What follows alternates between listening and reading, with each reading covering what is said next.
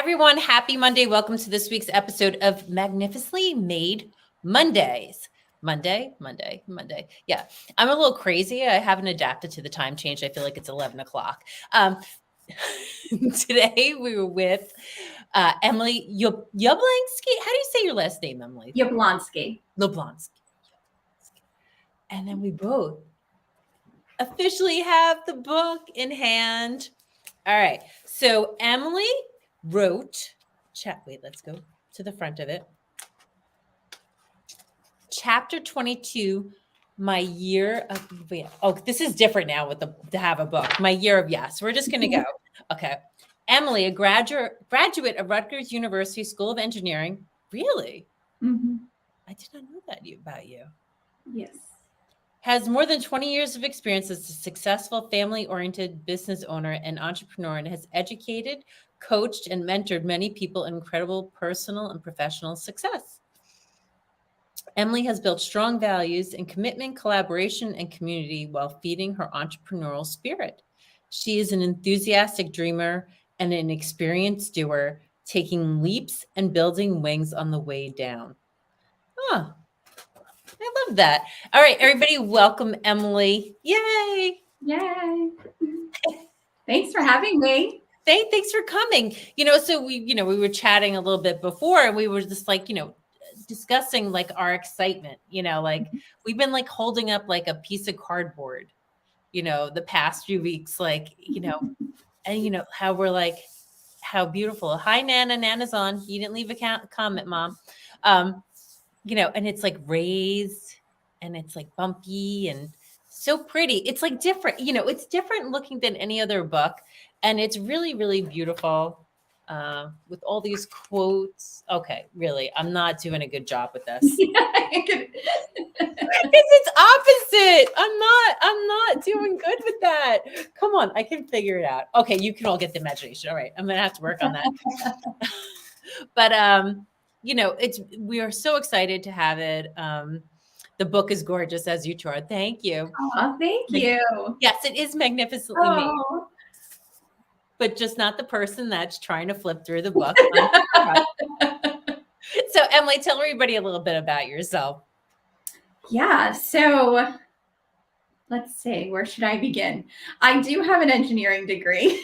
But you don't practice as an engineer. I do not. No, I did that for a little while coming out of college. As I opened a dance studio, my business partner and I worked at that together, and I worked in engineering. And then once the dance studio is able to support me, I kind of let the engineering kind of drift away and stayed with teaching dance, coaching. I also coached Division I athletics with the Spirit program at Rutgers, and did that for many years too. So that's my coaching and teaching and creative background. So when you say coach, you don't mean like a coach that's going to help. You mean like coach, like I was a coach. Yes. And it's interesting because there's so much mentoring that goes along with that, which has led me now into, I'm working towards my certification. I'll be completed in the next couple of months for certified life coaching. So yeah, it's all culminates together. You don't know where you're headed, but it does all make sense in the end. I guess, when I read that, I thought you were like that kind of coach. Mm-hmm. I didn't know you were like, all right. Yeah. So are you still physical in that way? Like doing maneuvers and stuff like that, or? No, only on my own in the privacy of my home. At least hopefully for your husband. Somebody else. All right. So, and then I wanted to say, okay, so tell us a little bit about your chapter without giving it away. It's called The Year of Yes. Yeah. My chapter is really geared to that woman that needs a minute to gather herself, catch her breath, and she kind of is lost in all of the to-dos of life, right? I mean, you start out, like I said, got my engineering degree, and I was like going to take the bull by the horns, and I'm going to be working and all of this, and then life happens and the business takes off and you're in this whole other direction. And just really coming back to learning how, well, actually, let me see how I can say it. Having the pieces of you kind of little bit chipped away, because you give yourself away at a little bit of everything that you're doing and not saving time for yourself, and how that affected me and how I kind of gathered it all back together and put Humpty Dumpty back together in the end. I don't know why the visual is just making me laugh. I can't even imagine you like that. You really are, like from the outside looking at you. Mm-hmm. I don't think people would know that. That was probably when I wrote the chapter. I'm like, I don't know what people are going to say. They wouldn't. It feels very vulnerable to write from this perspective because it's very private. And it's the things that I was going through over like the last few years. Yeah. And I don't, it's funny because, people go through things and you don't always show those things around to others, right? In your daily life that much. I'd rather be positive and happy and enjoy the moment than kind of dwell on what's actually going on inside. So, yeah. So I ask everybody, so when you saw the offer come up from Inspired Girls, from Jess and Jen, about joining the anthology, were you a hell yeah, or I got to think about it? So interestingly, the title of my chapter is My Year of Yes. And it was part of me saying yes to trying new things. So it came up and I saw it and I'm like, oh gosh, that would be like, that's a leap. And then it came up again. And the second time I'm like, oh, this is showing me something, when you get those signs, and I followed it and joined on, and it's been quite the ride. I loved it. I mean, it's definitely pushes you out of your comfort zone for certain. Have you ever wanted to be an author before? No, never. It was just your like year of yes, and that like. Yeah. So in your year of yes, what was your hardest thing to say yes to? That's a great question. The hardest thing to say yes to, I think, was just to start, and just knowing, okay, you're going to feel uncomfortable, but it's getting your footing back again and just going for it and trying new things. Yeah. Okay. And then you shared a great tip recently. Do you want to share a couple of tips that you've learned from the year of yes and what you definitely. It's funny because you do all this self development work and everyone's like, you need to meditate, you need to walk, you need all these things that you need to do, that by the end of the day, you need a list of grateful things. You can't just write it. You need to feel it and embody it, all of these things, and they're wonderful. But in our busy lives, how in the world are you, like, you have a to-do list of your like self-care? So I really like to do things that are quick, that are easy, that busy parents, moms, and you're on the run. So just to remind yourself to celebrate you and what you've been doing, because I'm sure by 10 a.m., most of us in this book and most of us in life have done a lot of things. And sometimes you're at the end of the day going, I don't know if I really did anything. So what I've done, I set an alarm on my phone. I think I've been doing that a lot lately. Like, I'm like, wait, it's like, I'm like, wait, what did I do? Right. Yeah.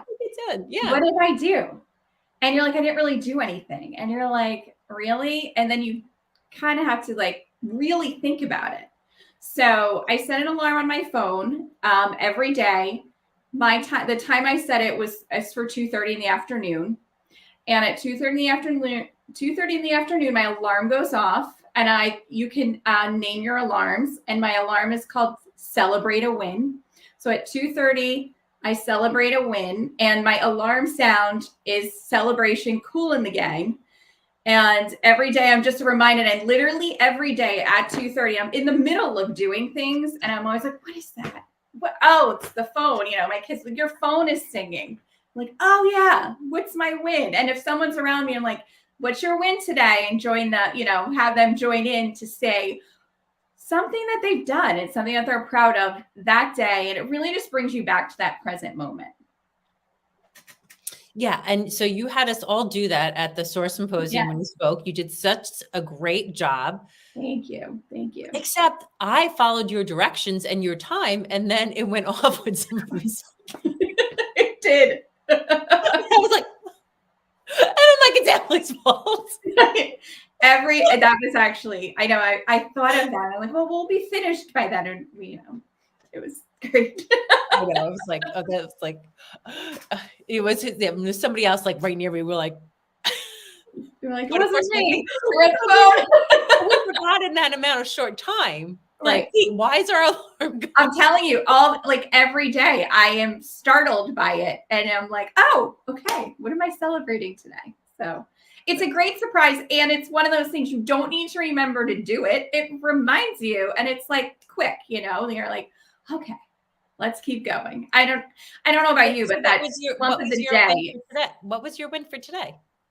Oh, my win for today was I walked 3 miles today, and I lifted and did my weights this morning. So I feel like I had a really good start to the week for a good Monday workout and exercise. So yeah. All right, that's a pretty good. Right. So what is there anything you could share? Like what led you? Like what was the final straw that you finally said, I have to change? Like, how'd you find the courage to say, I have to turn this to my year of yes? Yeah, it was, a lot of things leading up to, and then I think everything during the pandemic really culminated like a lot. I talk about in my chapter, I did have some health issues that I was putting off and ignoring. And if you ignore your body, it will make sure you listen. So take care of yourself. So in all of that happening, I just really, I realized that this isn't how I want to continue. I want to feel happy and joy, and that's my nature. And I was so far from that. So it was just that coupled with I had 2 teenage boys home, and I'm like, they can't really watch this go on here. So I need to set a good example. They're it's one thing when they're little and you want to be a calm mom, but when they're teenagers, they actually know what's going on. So it's one of those things that all of that kind of led to my year of yes. All right. So that's, I had a year by me saying yes. So I had like closed my store. I used to own a brick and mortar store in Bay Ridge, Brooklyn. And I closed my store, and then I went back to the small retail store that I worked in. And then I had the same kind of like, I'm going to say yes to things that happen. And that's how I wound up getting into business with my brother and having a company called Fortune Keeper, because I was just like, okay, I'm just going to say yes. And then I helped him with home inspections because he's like, so like I've done like so many different things. So I was like, all right, sure. Well, in between, I'll do that, and do that, Yeah. I think once you have that little kind of excuse that like, I have to say yes. Right. It does give you courage in some way. Like, cause what's the worst that can happen? Yeah, it is. And you'll see as you read the chapter, it's not just, oh, someone's going to ask you to go, be in a parade or, something crazy or something you would never have done before. It is really like tuning in and listening to your needs and saying yes to yourself and things that fulfill you too. That's a huge part of it, because so often you almost become invisible to yourself as life kind of happens to you and at you, and without taking that time to just reconnect, I think is you lose it, and so saying yes to that, the inner voice of you and the things you need is so, so important. So what would you recommend everybody, like, what do you think people need? What fed your soul that year of yes? Yeah, really slowing down a lot and connecting and just listening to your inner voice of the things that really fill your own cup of joy. Instead of running around, maybe you do need 5 minutes to sit down a day. Is that too much to ask? It's the giving for others. What are you doing for yourself? And just asking yourself that question.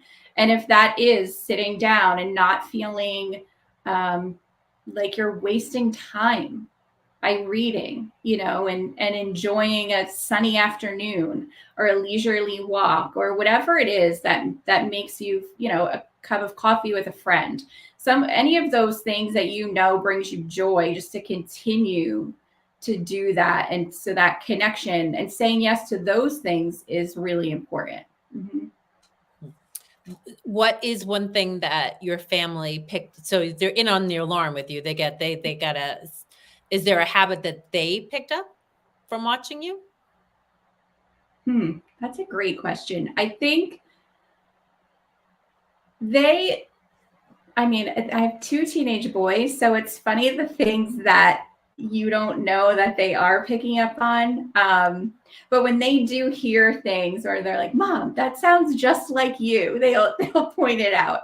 And it is when it's like, a more positive comment of, working hard and speaking your truth and staying grounded and those type of things. They do know the value in all of those things. Yeah.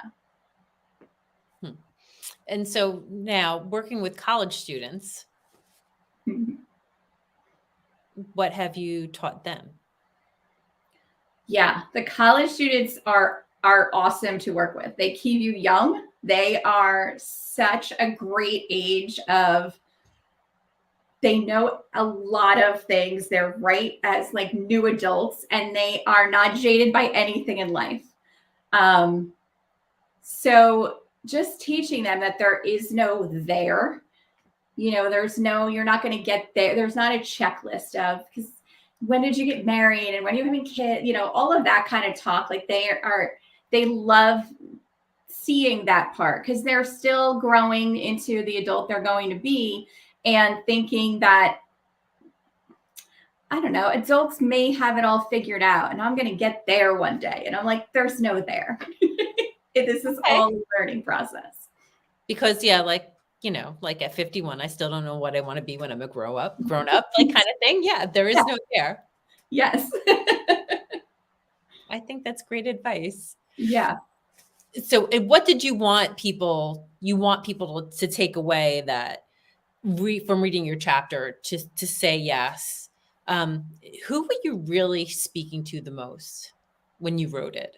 Yeah, I think I was really mostly speaking towards that, to moms that are trying, they're creative, they're working outside the home, they are entrepreneurial spirited women that are high achievers that can say yes to everything, and they're put like in the back seat and they're last. Yeah, recently having this conversation with somebody, and they're like, it was about their health, even though you're talking about the health, right? And it was just like, well, yeah, no, I haven't taken myself, like, where, like, who was it? Who am I ratting out right now? But they were like, oh, I haven't been to the doctor in 10 years. And I'm like, what? Right. I'm like, oh, I'm too busy taking the kids. I'm like, well, what about you? Yeah. Yeah. And sometimes it's really hard to, like you said, like we get into that. I can't sit and read a book. Mm-hmm. It's too much time. Yeah. And I have to get up and get moving and doing. Yeah. And yeah, and you feel guilty, really. I mean, it's a lot of that, like, oh, I should be, I don't know, doing doing laundry. I should be making dinner. I should be, all these things. And that's not even work stuff. It's, you have things for work and you're like, I just need a break, right? It is that. And taking care of yourself, it just reminds me of that airplane when you put your oxygen mask on first, because you're not able to help anyone else if you are the one not breathing. So it's a lot of that type of mindset that, as women, we've always been taught, like, make it all like look okay and it's going to be pretty and it's nice and just look put together. And you're like, no, I'm actually smoke and mirrors falling apart. Right. Yeah. I think that, that's a really important thing as a woman. Like, we have to say like I'm the first to be like, even though some people disagree with this angle because they say that, no, you should accept compliments and do things, right? Like, but I'm like, no, I'm all about honesty, because I don't want another woman to think that like I have all my shit together, because I don't. Right. Right. So how do you feel about being with 33 other women in this book? Well, 32 other women. I absolutely love it. I didn't know what we were getting ourselves into. And to think that I am never once considered myself an author, a writer, or anything, to be among such amazing women and be able in such a group that's like uplifting to one another it means so much, because oftentimes you're in a competitive spirit with women, and that this is the like opposite of that. And to be able to have a community of women that lift other women up, and it's that type of thing where you light someone else's candle. You are not blowing your candle out. You're just glowing brighter. So I love that we are all in this together. Yeah. Yeah. So Jen, our publisher, Jennifer Tuma Young, these words, magnificently made, she says came to her heart 16 years ago. And she, was in a very hard place in her life, and then, started to write again, because she was so depressed she couldn't even write, like didn't feel worthy to write words and that they should be read. And it turned into writing, and it turned into her owning her own publishing company. And then it turned into this dream of, 33 women. And it was really great, because she'd said to us all, like, I'm like, okay, like, like I was a last minute Nelly. I was really afraid to hop in on this. I didn't feel like I was worthy to write. I was always I still get all, if you read my post, there, they, there, them, my whole life have been wrong. I just cannot get it. But she just said, like, like, put whatever story you want. Cause I'm like, well, do you want me to write about my cancer journey? Do you want me to write, about business? Like what, like, and she really left it really open to us. Did you know that what you were going to write about? No, I had no idea. She did a couple prompts, and then I just wrote a lot, and she was like, okay, and kind of talked about, well, this doesn't need to be in here, and this doesn't need, and that kind of made the story. It's interesting, the whole process, because I was unfamiliar completely with what we were going to do. So we don't just like go like this and then the next day it's like in a book. And I'm thinking like everyone else has this all figured out, and I'm like, just, this calling, and I don't know what I'm doing. And I always kind of felt like everyone else had it all together. Other people are authors, and they're probably writers, and experienced, and like, I know nothing. So no, there were so many of us there were so many of us that didn't know anything. Right. But coming in, who knew? I didn't know.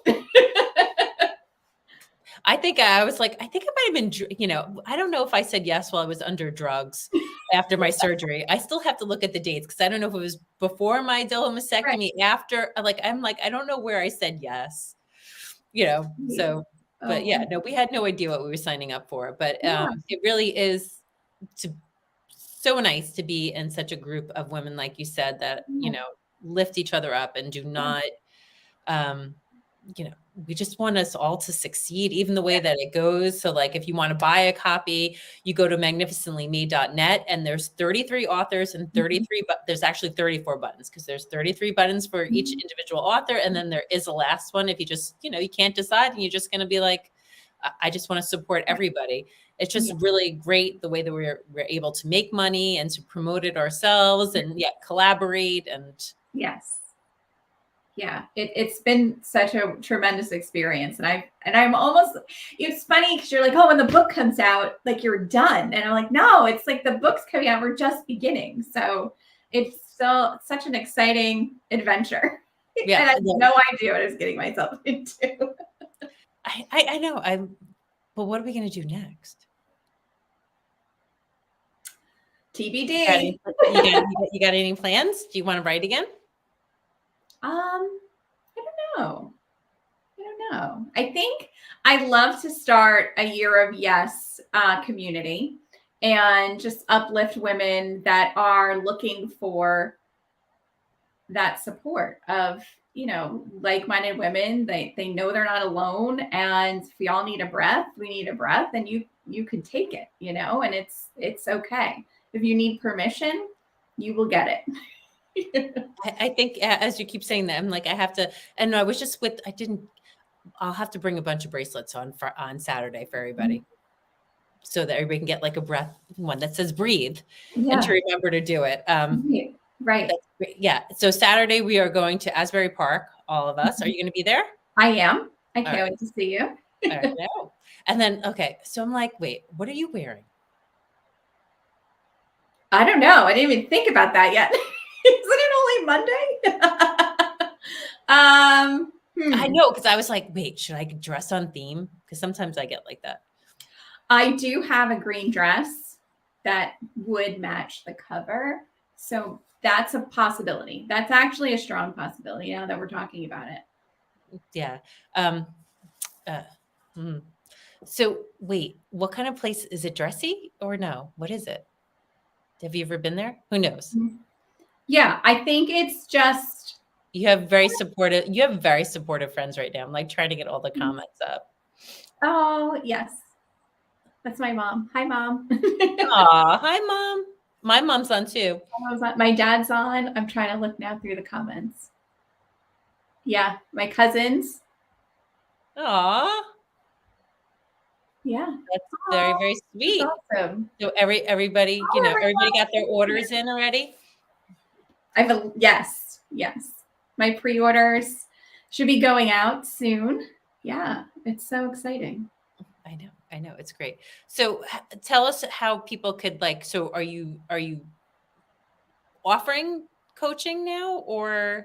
Yeah, I'm going to be putting together coaching packages if anyone's interested. Yeah, absolutely. And I love to do, which I haven't created yet, but start, like I was saying, a community and then offer group coaching from there. Would be awesome. Yeah. That'd be great. So where can people find you? People can find me here if you're watching on Facebook. And I am also on Instagram at Emily Yablonski. And you can send me a DM and message me, and I'd be happy to connect with you. Okay. All right. So we have a few more minutes. I want to hear what you actually said no to in the Year of Yes. What did I say no to? Let me think. Were there any no's, or? Yeah, there were. I said no to being very self-critical. I said no to running myself ragged. Those are two no's that were huge. Yeah. The self-critic was a big one. Took a while. That one didn't want to listen to the word no the first time. I think it's really hard to. The things that we say to ourselves are things that we would never say to another person.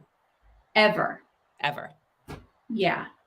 It's that was one that had to be put to bed with a big no. And how long do you think it took for you to manage that? I still work on it. Definitely.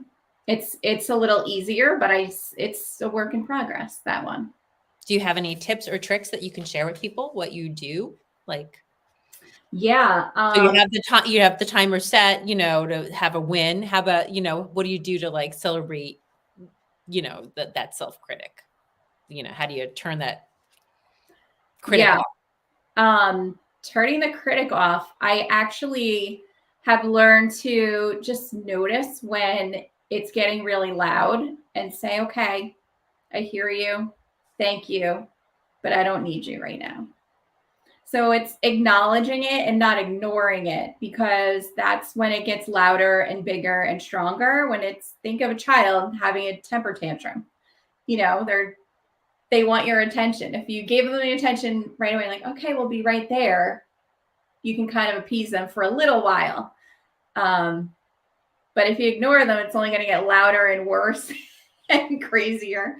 So I do acknowledge and say, this is. Do you try to like talk through it? Like, why am I, or would No, I, or no? more of a notice than a questioning. I think at this point anyway, because I'm like, you're not here to help me right now. I'm okay and I'm safe and I can continue on my day. Yeah. That's beautiful. Mm-hmm. All right. So that's, that's about, you're so nice and so happy. It's like, I can see like really like the cheerleaders, like how's your team do? So I was coaching, mostly working with the Rutgers dance team. Fabulous dancers, always in top 10, nationally ranked. We So do won. you travel all over with them? We go to Florida for college nationals, okay. and they perform at the football and basketball games.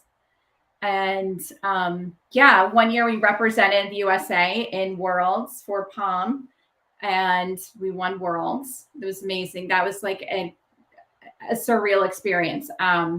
Hearing the national anthem play, it was that was really nice. So yeah, That's great. beautiful. Yeah. So so do you do like pyramids and stuff and the backflips and all that crazy stuff? No, the cheerleaders did that. We were Okay. the dancers that stayed on the ground. That always makes me nervous watching them. I'm always like this. Oh, they're so good. Yeah, the cheerleaders it's so entertaining, and they're so talented and so strong. They're great athletes. Yeah. Yeah, you have to be. They flip standing by themselves, just Yeah. like Yes. yeah. My friend posts like I have to hide the things because I'm like I was somebody like I'm like no, my daughter will not do gymnastics. This is something I cannot handle. All right, well, everybody, that's enough of our crazy talk. My Yeah. talk. So I hope that you will all purchase Magnificently Made. Officially drops on Saturday. So we're going to be in Asbury Park celebrating. People who know me, we're having a little house party here after at night at 6 o'clock. If you want to come pick up your books and I don't have to ship all of them, that's really great. How about you, Emily? You doing anything? TBD, coming soon. I definitely want to celebrate with everyone who's already purchased the book. I am so grateful for all of my support. It's been really tremendous. So yes, coming soon. I can tell you have a lot of support just by the love Aw, and support in the comments. Like, yeah, you've had the most comments ever. So yeah, that's like Thanks, really, really great. So everybody, go follow Emily and you can go if I could talk, magnificently-made.net and purchase your book today. It really will touch your heart. There's really amazing, inspiring stories in here. It's going to make a great holiday gift if you know somebody that just, needs a little pick me up. It talks from so many different things in the book. So it's really beautiful. So Emily, hold on a second. Everybody, thank you. Have a great night. We're magnificently made. Thank you, everyone. Thank you, Chrissy, for having me. This was really fun. All right. Bye, everybody.